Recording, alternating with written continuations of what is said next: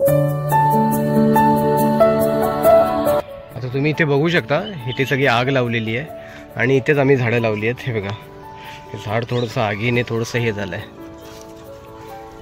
त्याच्यानंतर ही बघा, ही झाड आहेत। नशीब या झाडाच्या बाजूची इथं पालापाचोळा होता, तो काढून घेतलेला, कारण मला डाऊट होता की दरवेळी इथे आग लावली जाते। नमस्कार मित्रांनो, मी तुमचा मित्र शंकर सुतार, निसर्ग माझा। मित्रांनो, आज धुलीवंदन आहे आणि मी सकाळी 7 वाजता आरेच्या जंगलात आलेलो आहे श्रमदान करण्यासाठी। मी आता तुम्हाला ते चित्र दाखवलं, रात्री कोणीतरी आग लावलेली आणि नशीब ते आमची झाडं जी आहेत ती लावलेली ती वाचली आहेत। आता इथे पण ही झाडं लावलेली आहेत ना, त्याच्या बाजूचं पण आता आपण कुंपण काढतोय, जे झाडं आहेत, म्हणजे ह्या झाडांना इथे आग जरी लागली तरी ह्या झाडांना ह्याचा त्रास होणार नाही। चला मग आता कामाला सुरुवात करूया।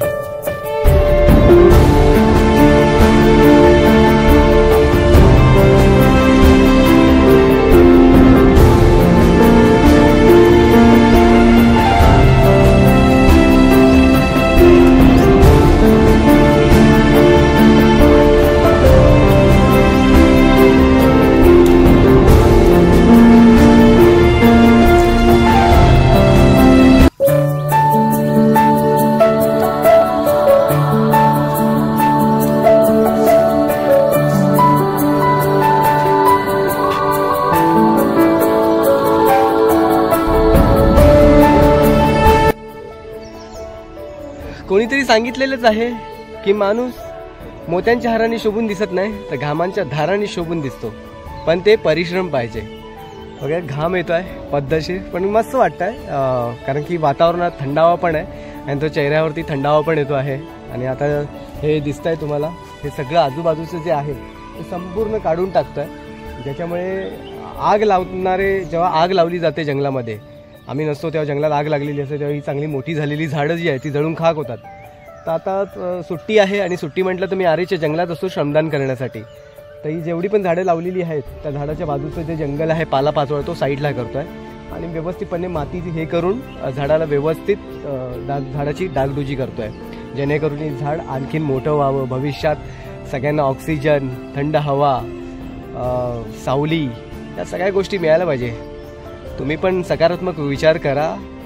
अजून किती दिवस स्वतःच बद्दलच विचार करणार आहात? हे नसेल ना, आयुष्याला काही अर्थ नाही आहे। सगळे ढगात जंगलामध्ये आहेत ना, ह्या अशा गोष्टी खूप भयानक असतात। माहिती नाही काय आहे, खाज कुदली ही जर अंगाला लागली ना की माणूस नुसता खाजवत राहतो।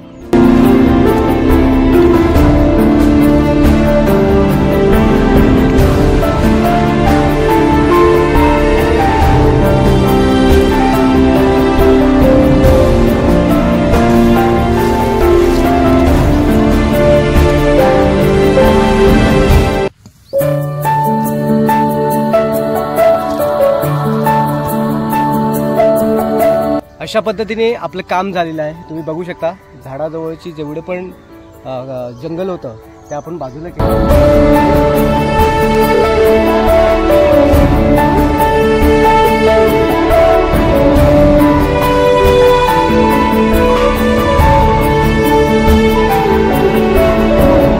मी नेहमी म्हणत असतो की जल जमीन जंगल वाचेल, प्राणी पक्षी जगेल, तरच माणूस पुढचं सुंदर आयुष्य बघेल। प्लीज छोटासा प्रयत्न करा श्रमदान करण्याचा। कॅमेरामन सेल्फी सोबत शंकर सुतार, निसर्ग माझा। जय हिंद, जय महाराष्ट्र।